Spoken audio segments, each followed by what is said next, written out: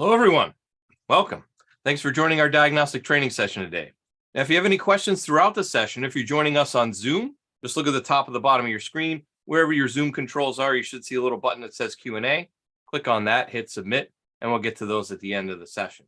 If you're joining us on YouTube, just use the live chat function wherever it is on the screen that you're using. Type those in, and I'll get to those at the end as well. So my name is Jason Gabrinas. I'm one of Snap-on's National Diagnostic Technical Trainers. Been in the training department. I'm starting my 10th year now, traveling around North America, helping techs and shop owners get the most out of their diagnostic equipment. Before I did that, it was a couple years as a diagnostic sales rep with Snap-on. So I had about 30 different reps that I worked with, as well as the shops that they serviced in order to help everyone get the most out of their diagnostic needs.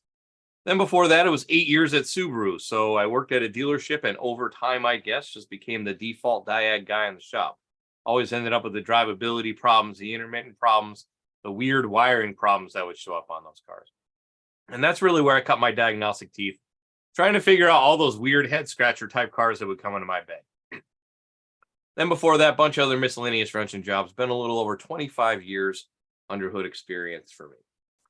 So our topic at hand today is immobilizer systems. We're going to talk mainly about their operation. Every manufacturer is a little bit different as to how they approach it. Overall, how it works, like mechanically, electronically, that's by and large pretty well the same. It's just a matter of they have their different little idiosyncrasies and differences between how maybe they program keys or what have you. So we'll talk about a few of the different things we're going to see out there. We'll also talk about secure digital rights model and NASTF and the things that we may need to do to register in order to do keys legally the right way, all of those good things. So let's talk about the very first vehicle immobilizer, though. This is a long time. It was over 100 years ago. The very first immobilizer.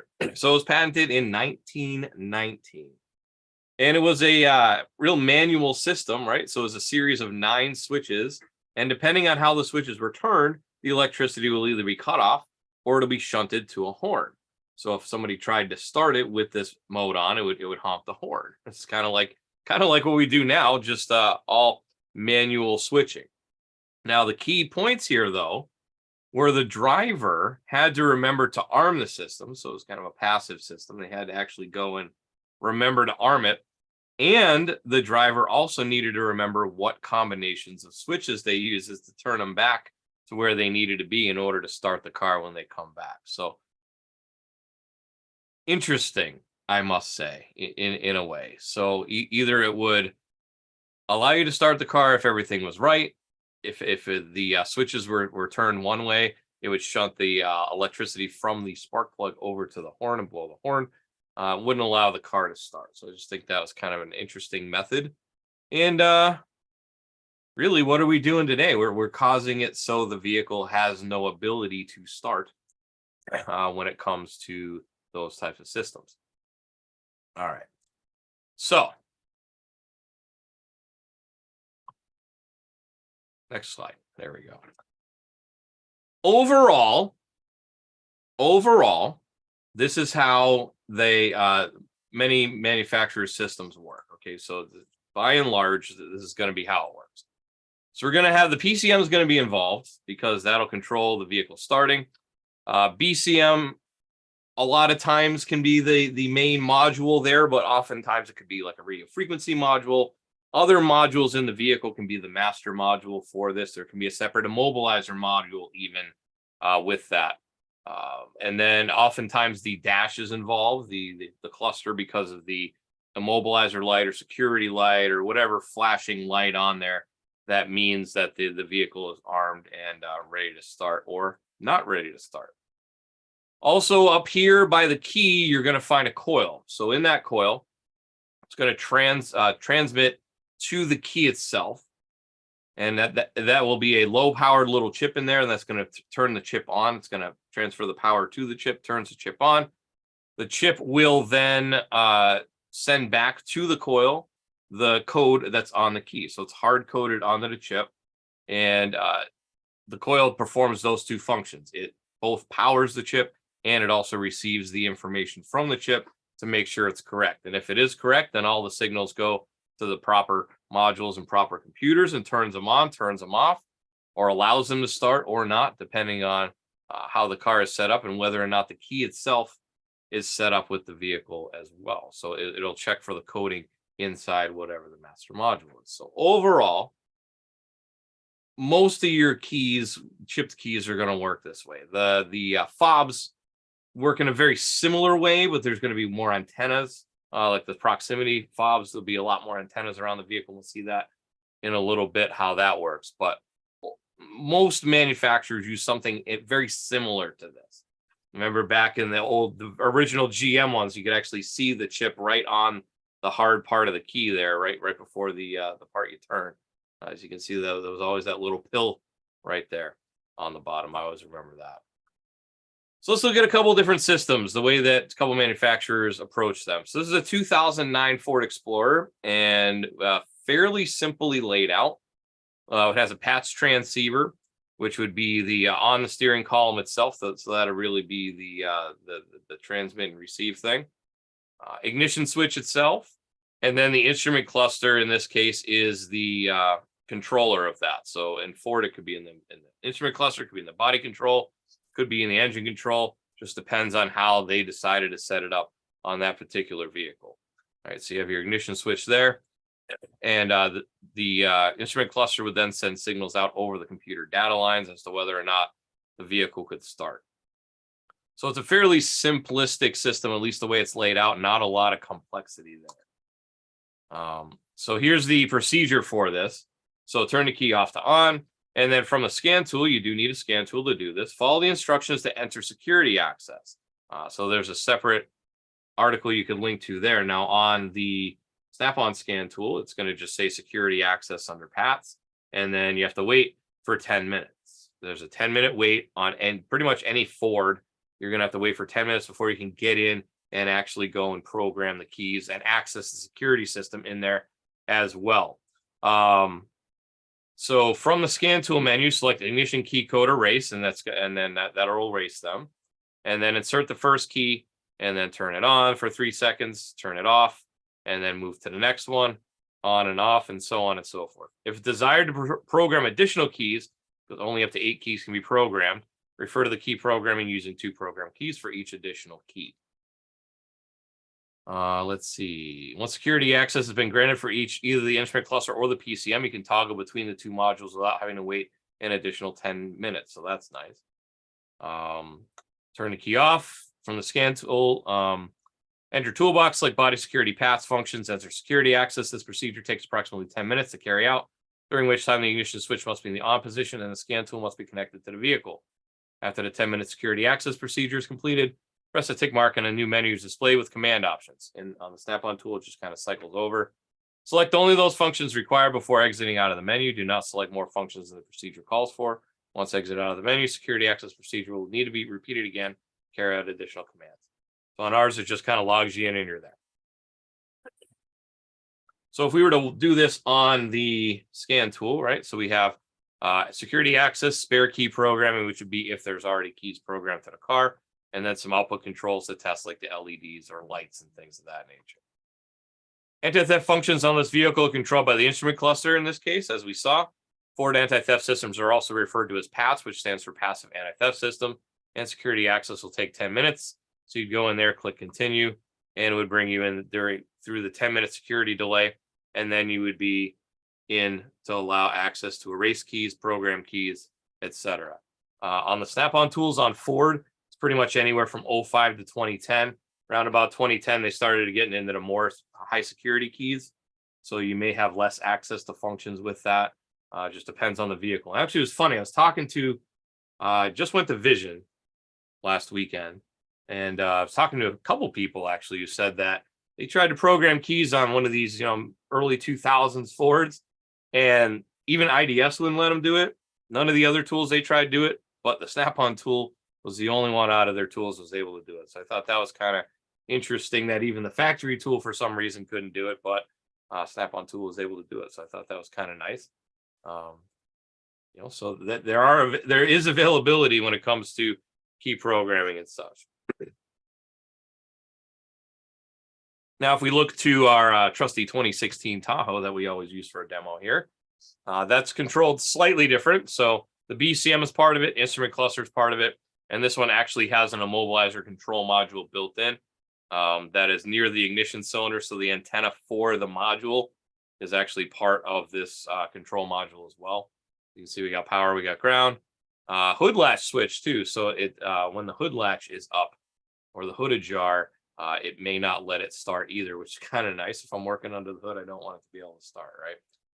So that could be that. And then in the instrument cluster, you're going to have an LED for the security indicator. It goes over data buses, etc. But that's your main guy right there, is the immobilizer control module itself on this. So in this case, we have adding keys without SPS, which is service programming system, North America excluding Canada. So if you're in Canada, the procedure is a little bit different. In this case, we need that one learned key already be available, and a total of 8 keys may be learned to a single vehicle.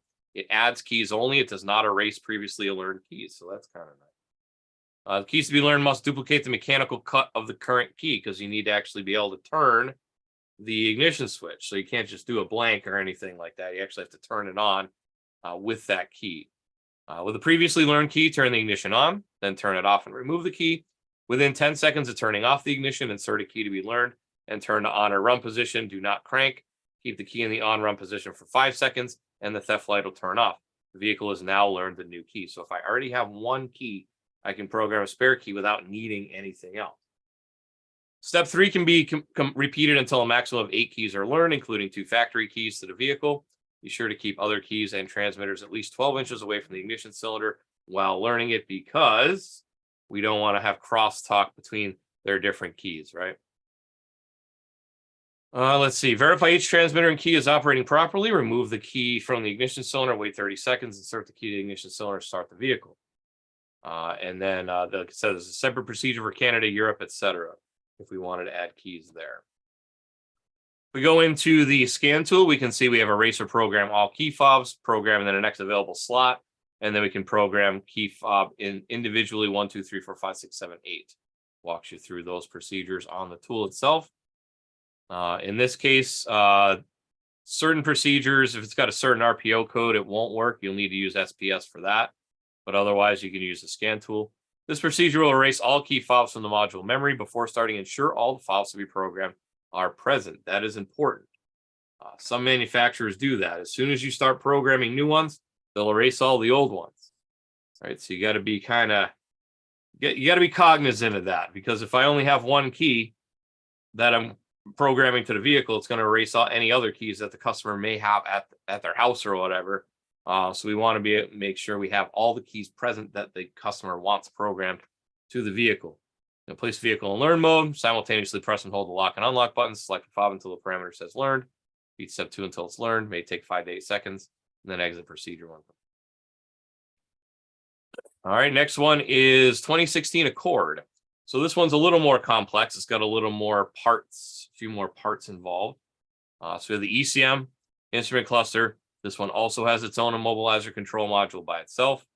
The fuel injection relays, because it turns off the relays, so it doesn't allow the vehicle to start.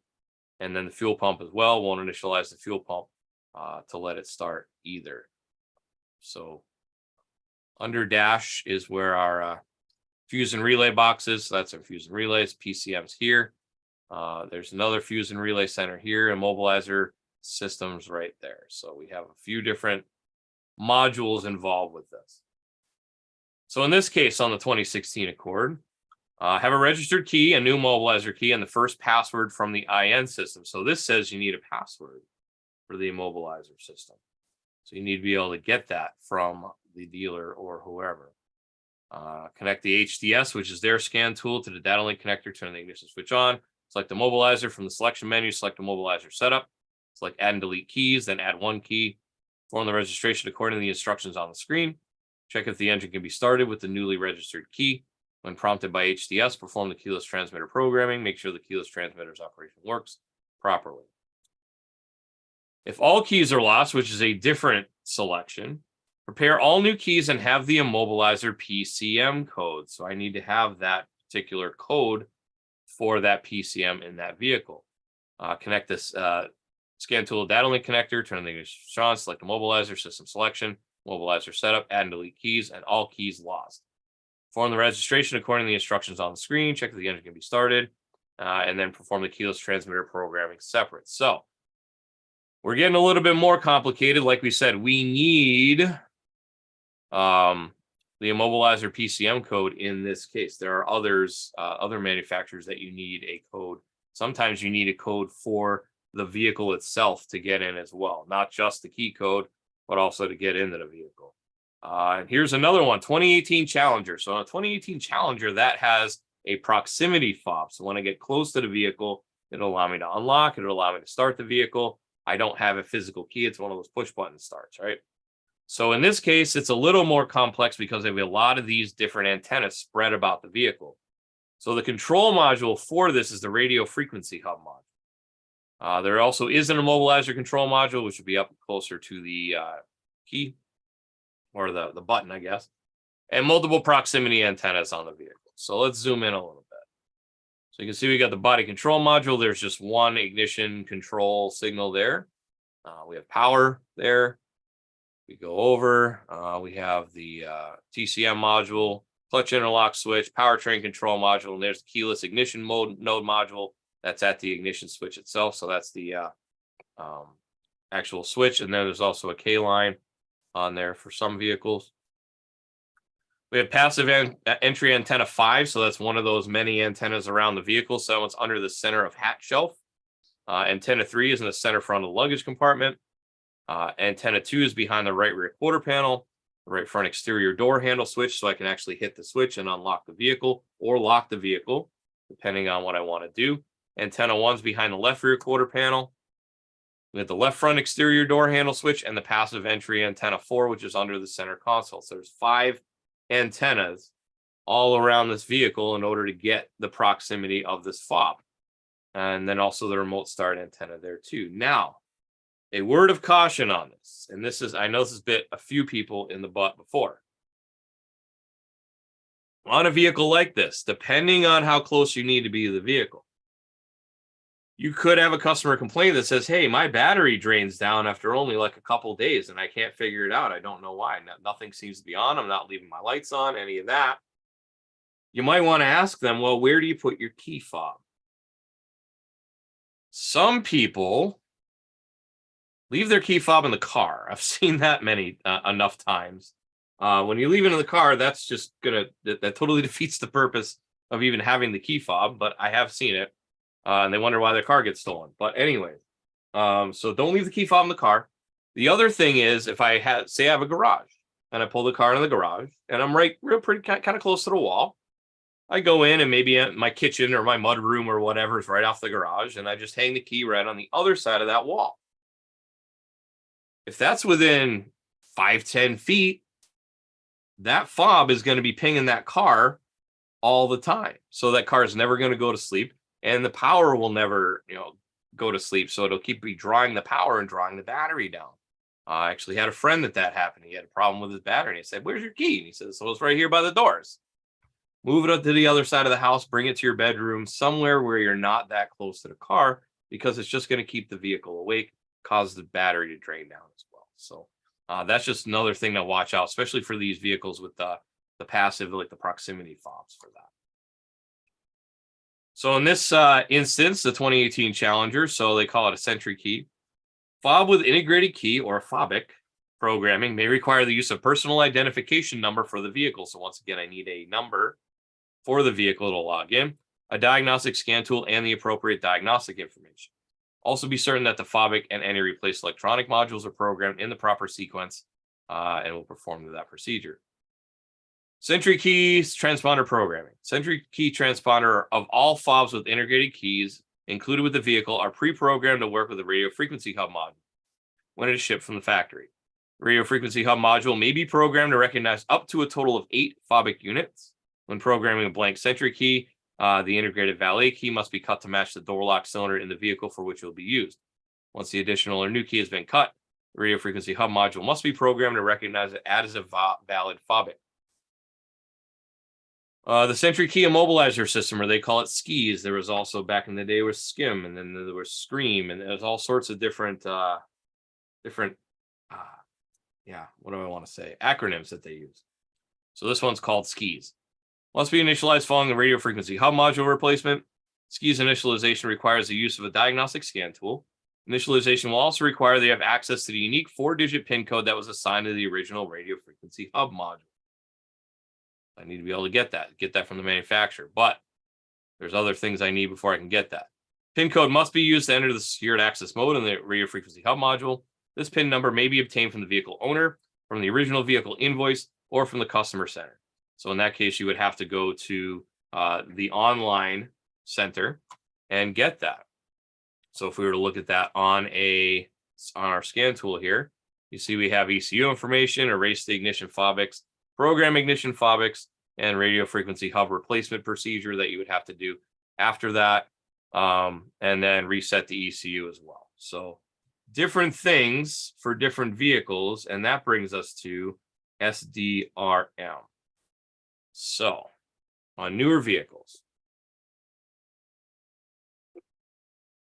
many newer vehicles, we need some sort of a code or something from the manufacturer in order to access these systems. So here's what GM/AC Delco says. Key codes are proprietary information belonging to General Motors Company and the vehicle owner. To the access to the GM key code lookup application is a privilege intended for GM dealerships to have the ability to service the local retail customers. Use of the system is not intended to provide key codes to local auto auctions or repossession companies. Think about that. Misuse of the information for these purposes could result in the suspension of the individual or entire dealership key code access and/or criminal and civil prosecution. So they take this very seriously. They need to ensure that the following information is obtained prior to releasing any key code information to even the customer. A valid picture ID, the vehicle registration to verify the owner's name and the VIN. GM takes this agreement seriously. Each user must be certain of vehicle ownership and input their unique security ID before clicking on the I agree button. So you will have a unique security ID as well. It's important to note that key code lookup search results contain sensitive and/or proprietary information. For this reason, GM recommends against printing it. The search results are printed, are written down, they must be destroyed and properly disposed of to minimize the risk of improper or illegal use. Every key code lookup request is retained indefinitely in the electronic database for GM review and dealership audit purposes. So you actually can go in as a aftermarket person and do this as well. So if I go to AC Delco's site and go to look up key codes, it's a series of alphanumeric characters used by locksmiths to create a key. Registered vehicle security professionals, that'll come into play in a minute, can access key code information for General Motors vehicles through the site. The information may contain key code, radio unlock code, immobilizer key code, compartment key code, VATS key code, etc., etc. Key codes and immobilizer information is available for 85 to current General Motors vehicles, but some information may be missing for older vehicles. Users must have a valid vehicle security credential from the National Automotive Service Task Force to access this information. They also give you a link to access there. We're actually going to go through the website as well in a little bit. Here's an example from Subaru. Same thing, NASTF secure data release model. So secure data release models at SDRM. Subaru parts and service managers who are registered in the dealer employee maintenance database are designated as registry vehicle security professionals shall comply with the following positive identification policy. And then there's forms you need to fill out, verify the ID, verify the customer has the proof that they own the car, ask for signatures, file the forms, etc. So a lot of different hoops that need to be jumped through in order to do this, like I said, the right way. There are some places where they get around it, but that's not really, I wouldn't want to be involved in that. Let's put it that way, because last thing I need to do is get arrested or whatever for doing it not the right way. Here's one interesting though. So BMW vehicle key codes. The BMW group does not provide key codes to locksmiths except for those located in the state of California. For locksmiths located in the state of California, please email them. So they will not provide, I guess California law must make them provide it, I would have guessed. But in their case, they don't let it out to just anybody. It's going to stay just in the dealership in that case. So what is this NASTF, NASTF, National Automotive Service Task Force? So you can get a free account and it'll get you a lot of good information for a lot of different things. OE repair and tooling. It's just a good resource to have. And like I said, the account for that is free. Also, in order to get your secure due to release model credentials, that's over here. So you can actually apply. And then when you have it, you can log in. There is a charge to be credentialed by the VSP registry and is not included in the free NASTF account. VSP program is only available to users in the US and Canada. Not sure how they do it overseas, over in Europe. But let's read on a little bit about how this all works. So the NASTF Vehicle Security Professional Registry is a service created from the NASTF Secure Data Release Model, a project of the NASTF Vehicle Security Team. SDRM is a data exchange system conceived and designed cooperatively by automakers, the independent repair, insurance, and law enforcement communities. It allows the aftermarket to access security-sensitive information related to automobiles, like key codes, PIN numbers, immobilizer reset information, and similar types of information. The NASTF VSP registry program allows access to security-related information while protecting the safety and security of consumers and the integrity of automobile security systems. USA and Canadian locksmiths and automotive technicians qualified in vehicle security system repairs can become credentialed by the NASTF VSP registry in order to purchase security codes and VIN-specific computer files directly from the OEM or automaker. The cost is a non-refundable $100 background check and a $325 for a 2-year credentials. US VSPs can add employees as subordinate accounts, $100 non-refundable background investigation again, and then $125 for the 2-year credential. Businesses that have multiple accounts can request a no-charge administrative account that can be used to assist with documentation and account management. Please check terms and conditions. Now, as a vehicle service professional, you may also need to be a registered or licensed locksmith if required in the area of operations. So according to any of these areas, and there's links from their website in order to do that. You have to go through like Alabama, California, Connecticut. In Florida, there's actually different cities and counties that need to be licensed, but not all of them. So I don't know what's up with that. You think it would be an all or nothing, but apparently not. So in Miami-Dade County and Hillsborough County, there's 2 different ones. And then it just depends on what you need over here to do. All right, and then some more information on assisted immobilizer reprogramming. So this came up a little while ago, maybe a year or 2 ago, when we first started doing like the pass-through assistant. When you would do pass-through assistant, certain functions with a pass-through assistant would require some sort of an immobilizer reprogramming step. Maybe I needed a pin or something like that. So assisted immobilizer reprogramming allows you to be a registered technician in your shop, and then a separate entity, such as with the pass-through assistant, will then be allowed to do that. So a group of NASTF vetted service providers are available to help complete repair operations that require immobilizer initialization and can only be performed by a NASTF vehicle security professional. This is a paid service. If you choose to apply to be a security technician in your facility, you'll be asked to submit a few pieces of information to confirm your employment and facility location. We'll also perform a background check to ensure there's no criminal history. It'll be a cause for denial of access. Choose to be registered. We'll process your application within 48 hours. Choose to register at the time you're submitting a request. We'll do our best to complete the request within 1 hour. And then, of course, during operation hours. So that is something where you're not a full-fledged vehicle security professional, but other full-fledged vehicle security professionals can help you remotely. That sort of thing. So that's fairly new within the last couple of years. That's there. All right. So in summary, before we go live here, read and follow the manufacturer's programming procedure. Make sure you read it through first before you just start following the steps and, oh, I skipped something or I missed something. Read through and make sure you understand it first, because if you skip a step, it could cause headaches. Many systems delete existing keys, so make sure you have all keys on hand for that need to be programmed. Have your LSID or vehicle security professional information ready. You may need to retrieve a key code from the manufacturer if necessary. And also some vehicles or manufacturers also require a vehicle PIN in order to access the vehicle as well. So let's go live on the tool here for a couple minutes.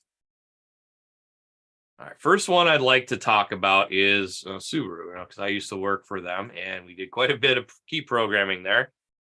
Back in the day, it was a lot. Back in the day, back in the like 05, 06, when they first came out with immobilizer systems on Subarus. Man, I remember one time we had a radio shop down the road putting in like a remote start or whatever, and somebody tapped in the wrong thing, and they burned out the BCM. And when they burned out the BCM, well, they had to buy a new BCM, they had to buy a new ECM, had to buy a new instrument cluster, and they had to buy a new set of keys because they all go together back then. Nowadays, you can replace them separately, but back then, oh my goodness, we had to replace them all and program everything together. It was a lot. It was a lot. But Subaru does have a good bulletin on this. So if I look up Immobilizer, oh, they moved my cheese. Hold on a second. There we go. It's probably in here.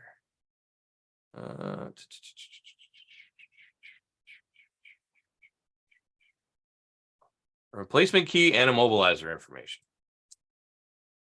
Lots of tech tips on that too. But you'll see this applies to anything 2000 and newer or 2000 current.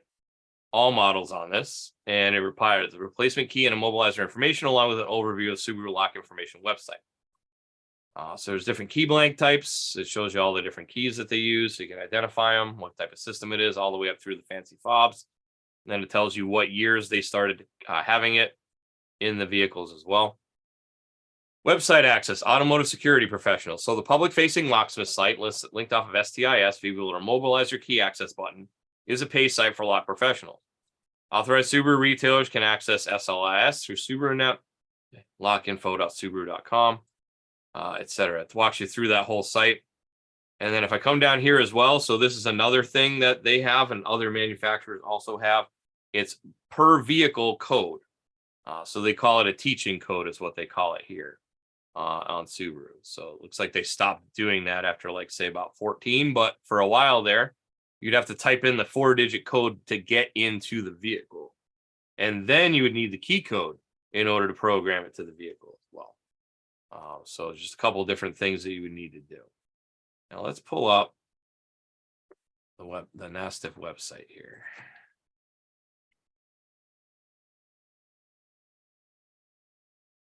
Okay, so here's the website. Now I don't have a secure digital release, so I can't actually legally program keys, but I don't really have a need to do that. So that's why I don't have it. But I do have a login for the free site. Ooh, put the wrong password in. Let's try this one.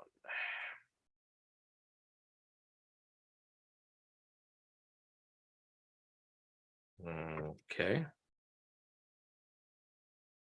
Oh my goodness. What am I doing here? What am I doing here? How is my password incorrect? Let's try this again. Let's try a different browser. I think I have it saved in this browser. There we go. Oh, not register. Hold on. If you wanted to register, you can do that though. If you want to register, you can come in here and you can put in all your information, address, etc. But I just want to log in. There we go. I remember I actually changed my password. Let's see. Assisted Immobilizer programming. They're talking about that as well. So that is over here. And they talk to you about the different ways to go through that. And like I said, that is on a if somebody else is doing it for you, you just still need to, if you're physically with the car, you need that. And then also vehicle security professional information is another good resource. See, there's plenty of other things over here. But if I come down here, for example, get ready to apply. So if I want to apply for this vehicle security professional, there's a checklist on what I need to do.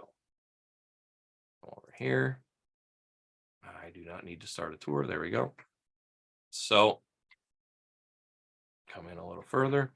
So I need commercial general liability insurance. So this is if you are registering as a shop. Primary accounts require at least a $1 million aggregate, $500,000 per event liability policy. and so on and so forth, to give you a couple different places to send information. Valid U.S. or Canadian driver's license, proof of business in good standing from your Secretary of State, business card, locksmith's license, if it's required. And I showed you that list earlier, if it's required or not, and it's decent in a number of places. And some additional items like federal employer identification number, insurance agent name, 2 professional references, not your family, and read the terms and conditions. If you are a shop and you need to have a subordinate account, so another tech in the shop with that, bonding. So in addition to the liability policy for the primary, businesses must carry a minimum of $100,000 employee dishonesty or surety bond for registered sub-accounts. In many cases, if there are only 1 to 3 sub-accounts, it may be more cost-effective to register them as primary accounts than pay for the bond.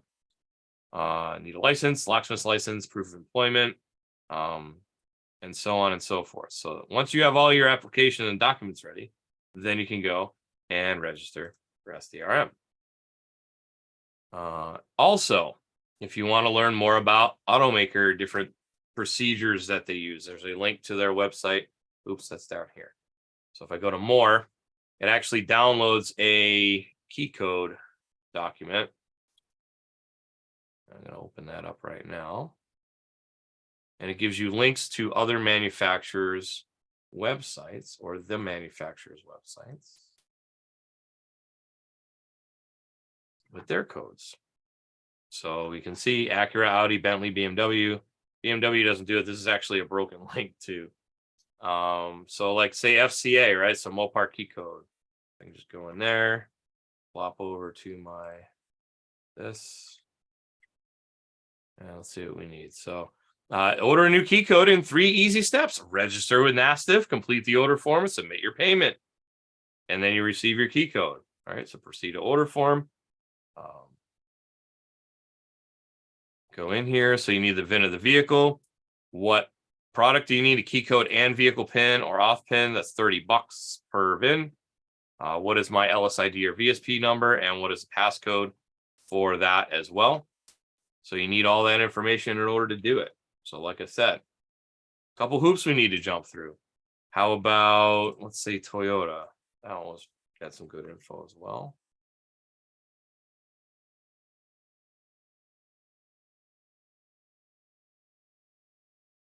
All right, so before I can even log in to check for key codes, I have to have an LSID, passcode, and VIN to log in there. What about Subaru's site? Let's see.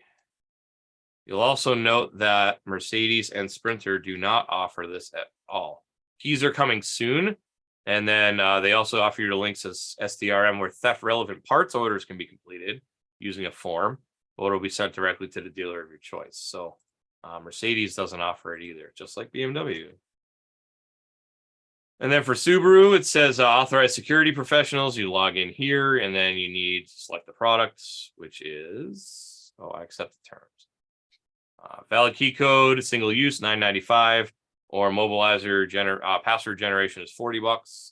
And then you just need to put in all your appropriate information there as well. So pretty much any manufacturer that's going on out there now wants this information from. So it's kind of a almost universal thing across the industry, as we see BMW and Mercedes don't want to let it go. But a lot of manufacturers are on board with this just because, it keeps their cars safe, and it keeps key programming out of the hands of people who probably shouldn't be programming keys for some reasons. Let me just pop in here real quick on this Dodge Challenger just to talk about what we can see there. One more thing on the scan tool before I let you go. So this is security link 2, so we got to wait for that. Secure vehicle gateway. Okay, unlock. Now we saw in the material earlier that Chrysler, Dodge, what have you, it is in the radio frequency hub. So we actually go down here to the radio frequency hub, and I'm just going to pick one. And we see we got codes, data, functional test, miscellaneous functions is going to be where that is. And you can see erase, program, radio frequency hub, replace, and reset the ECU. So let's go. I think I can go through erase. Erases all ignition fobics currently programmed in the vehicle. Place it in run, hit continue. And then you need to put in a pin for the vehicle. Now, if you're lucky, the customer may already have it. Otherwise, you have to plug it in. So I'm just going to go hit edit. And I think I can do 1, 2, 3, 4. This is only for demo purposes. It's not an actual code that you would use, just so you're aware of that. Please make sure it's right, because entering it incorrectly 3 times will put it into an anti-scan lockout. So make sure it's correct. Hit yes. I'm going to validate the pin. Since I'm in a simulator, it'll say it's okay. And if I hit continue, I think it gives me an error. Oh, no, it says it failed because I'm not hooked up to a car. But that's where you would plug in the information. So where available, this information is available on the Snap-on scan tools. It's just a matter of you need some other hoops that you may need to jump through, according to NASTF and the OEM manufacturers, as to what they want you to do. So just be aware. Like I said, you can get a free account with NASTF to at least do some research, check through the different manufacturers' things. And like I said, a couple different hoops you may need to jump through to do it the right way. And you want to do it the right way, because I myself would not want to open myself up to any liability when it comes to theft and things of that nature. So just a good business practice to do it the right way, not the easy way, right?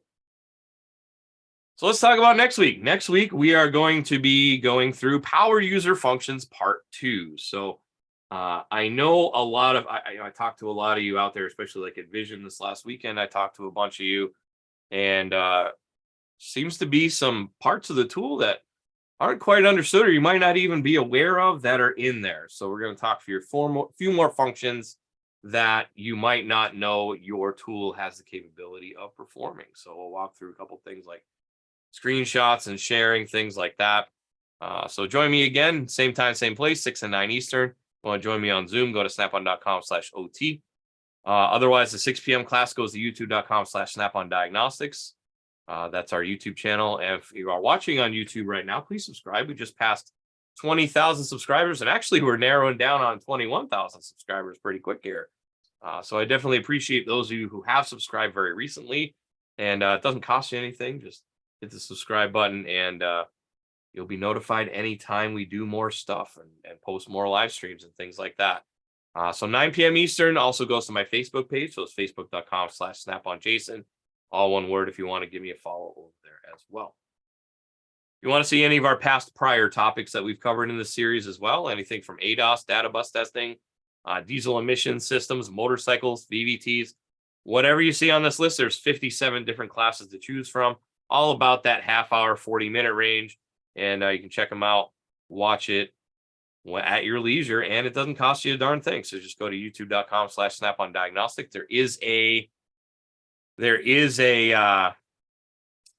do I want to say? There is a playlist for live training in there as well that has all 57 episodes, plus a couple other live streams we've done for other people like P10 and so on. So make sure you check that out as well.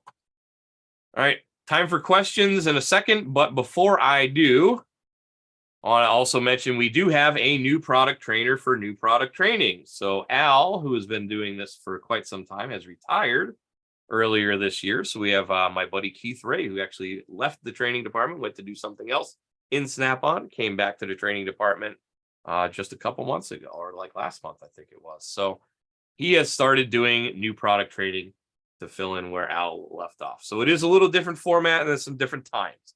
So Wednesday it is on Zeus, and then Thursday is a combo Apollo Triton class. So since the Apollo and the Triton, the scanner works the same way, he covers them kind of both, and then after a 5-minute break either night goes through the scope and the meter and all of those good things with that. So they're both 2-hour classes, 7:30 Eastern, 6:30 Central, 4:30 Pacific. Those are Zoom only, so go to snapon.com/OT to go check those out if you want to learn a little bit more about your tool. So let's go to Q&A. Looks like YouTube has been very chatty tonight, but we've got a couple in on Zoom as well. Let's see. So Mike Molesky said, quick audio check. I think that was right at the beginning. Hopefully, I'm guessing that the audio got better because he asked another couple questions. Let's see. So how do I keep getting better looking as the years go by? Yes, thanks. It's a little more forehead going on there, Mike? It is good to see you in here again. I think it's been a little while since you've been able to catch these live. So thanks for that. Let's see how to access Subaru key cut codes. Local dealer says they order them already cut and will not provide the info. That's interesting because when I worked at the dealer, we cut them other than the laser cut keys. Couldn't cut the laser cut keys because we didn't have the machine. So if it was a laser cut key, we would order them already cut. You can get them from the Subaru Secure Access website there. They should be available. Also, I know on a lot of them, it came with a little tag on the original keys that if you're really lucky, the owner still has. If they don't, can't help you there. But I believe on the Subaru website, they do offer the key cut and the immobilizer thing kind of all in one for the vehicle there. So, and they charge the dealership the same thing for it too, which is kind of funny. Let's see. Yes, Gerardo, I did have a good time. I hope you had a good time as well. I was glad to see you, glad to meet you in person. Finally have some good time to meet a lot of people in person that I've never met in person before. So it's always nice to go to those kind of events there. So it was always a pleasure. Let's see. How far back in software revisions are immobilizer functions able to be done for those who might be slightly out of date? Well, Mike, you might want to update. Just saying, because it's going to get harder and harder because of all the secure vehicle gateway stuff that's going on. But I mean, those immobilizer functions, especially like for Ford, that's been in there for a long time, like 14 or 15. That's been in there. Like Hyundai's been in there for a while. Honda's been in there for a while. I mean, Chrysler's been in there for a while. It's just a matter of how new's the car. Because if you don't have coverage on that, like an 18 or a 19, you're going to have to update it regardless because it just won't let you in with that. So thanks for all the good questions there, Mike. Let's see. Yeah. I'm not going to say that one live, Mike, but there's some issues with the way that they do things that way. But I'm not going to get into that right now. But thank you for that comment. Let's see. So let's see. Nick, hello, welcome. Oh, this is YouTube now, by the way. So Nick, welcome. Thank you for joining us as always from London. I know it is very late. Get some sleep. Quinn Hall checking in and saying, good old VATs 1 through 15. You can ohm out the chip and get the code for numbers 1 through 15. Gotta love it. That's why they've changed the technology, I guess, for rolling codes and things like that. Practical Mechanic, welcome. Thanks for joining us. I don't know if I've ever seen you come in here live before, so that's wonderful. Thanks for joining me live here. The Winton, hello. Welcome as always. Let's see.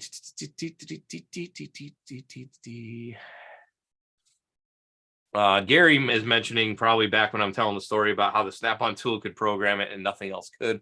More than likely, their Ford program was corrupted. I've run into a problem using the Ford program. On the downloads, you must definitely make sure there's no antivirus programs running as well. Good advice. Practical Mechanics says some of those early vehicles were strange. Fords, I guess. Just had an 01 F-150 with a weak activation signal IPC. Wouldn't program with IDS, but worked with Snap-on. Ultimately, I had to replace the cluster anyways. Let's see. Anthony says, great presentation. I was immobilized in my seat. Thank you for that. Abel, thanks for checking in. Welcome. Practical Mechanic also mentions my that story I told with the key fob being too close. Employee just had that issue with the 2020 Mustang. Low battery in the garage after leaving his key in the cup holder.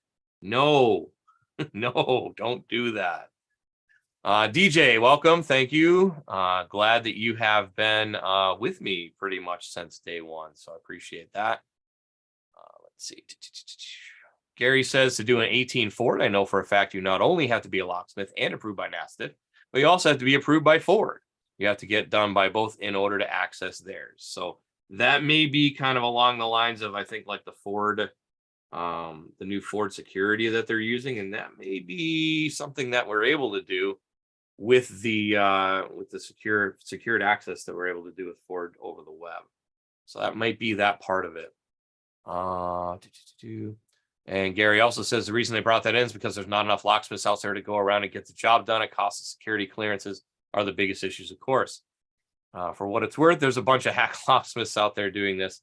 And unfortunately, the competition for those that are doing it is getting stiffer. Some know what they're doing and some don't. And that's, I agree. There are people out there that maybe shouldn't be doing it. And there's definitely people out there that do it the right way and should be doing it.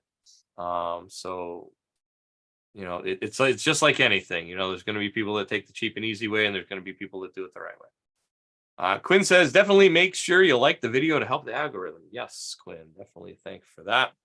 Nick, can't wait for next week. Excellent. Claude, let's see. How effective are Faraday covers to prevent scanning of fobs to reduce theft of vehicles? I would say Faraday cages in general, just as a general thing, because those have been around forever. I would say they're probably they'd be pretty reliable, I would imagine. It's just as long as it's completely closed, because that's the thing with Faraday cages. They have to be completely closed and grounded. So never really thought about it that way, but that's a good question, Claude. I would imagine it would work pretty well. Let's see. Nick says, thank you for the information. Can't wait for the Zeus Plus over in England. Good night, Nick. Practical Mechanic said, I spotted you at Vision, but I was walking in as you were walking out. So that's too bad. Missed in passing going through those doors. I know I met quite a few people, other trainers, other YouTubers. I don't know. I wouldn't necessarily call myself a YouTuber, but other people on YouTube. I met quite a few good people there. So that's sorry that I missed you there. I guess next time we'll have to meet up with that. Let's see. And then Gary also says he recommends Ilco equipment too. They have all the equipment you need. Yeah, they're kind of the lot people, right? So good way to go that route. And yeah, it could get a little pricey, but if we're doing it the right way, we're doing it the right way, right? Thank you everyone for quite the lively conversation tonight. With that, thank you very much for joining and taking the time out of your day to spend a little bit of time with me today. Hopefully we learned a few more little ins and outs of the immobilizer systems and what we need to do it the right way, do it correctly. And with that, hopefully you can join me next week for power user functions. The week after that, we will be starting another batch of 5 new classes. So definitely check those out. If you want to see what those classes are going to be before I tell you, you can go to snapon.com/OT and the list is already up. It should be anyways. So with that, have a good night. Enjoy your weekend. See you next week. Take care.